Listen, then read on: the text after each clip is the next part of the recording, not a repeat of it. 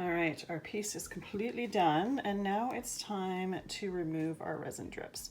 So I've got a lot of resin that has gone on my shower curtain here. Let's get this out of the way. And it peels off super easy. You may get to a point where it actually rips a hole, and that's what happened right there, but that's okay.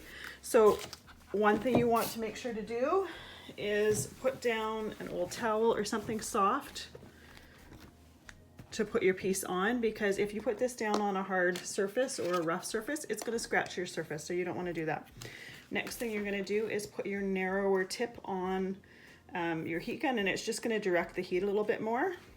And then here we go. We're going to heat up our resin, and then we're going to use a retractable razor scraper to scrape it off. And because we've waxed in here, it's going to resist, it's going to help lift it up.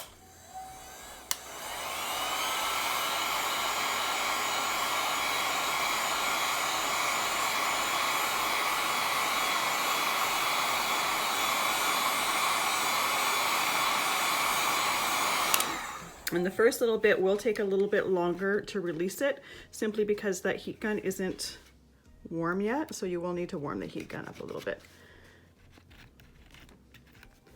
But they just pull off super easy once you get it started. And I just go around the edge of it, working in couple inch sections.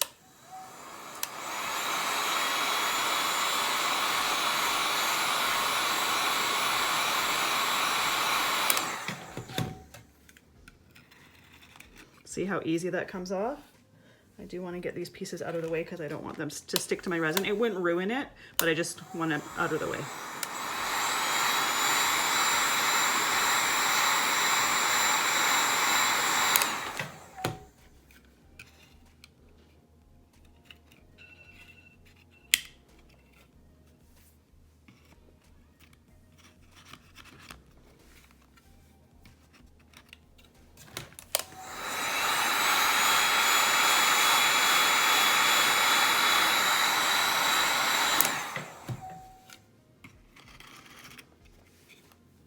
This is one of my favorite parts of doing a resin piece, is removing the drips.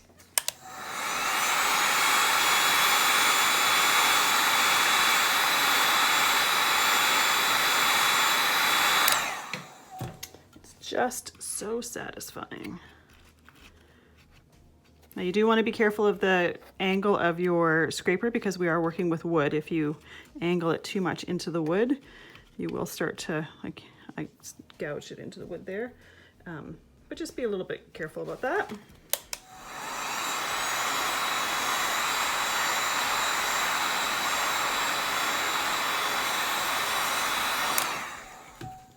And obviously you can move your piece around to make it easier for yourself.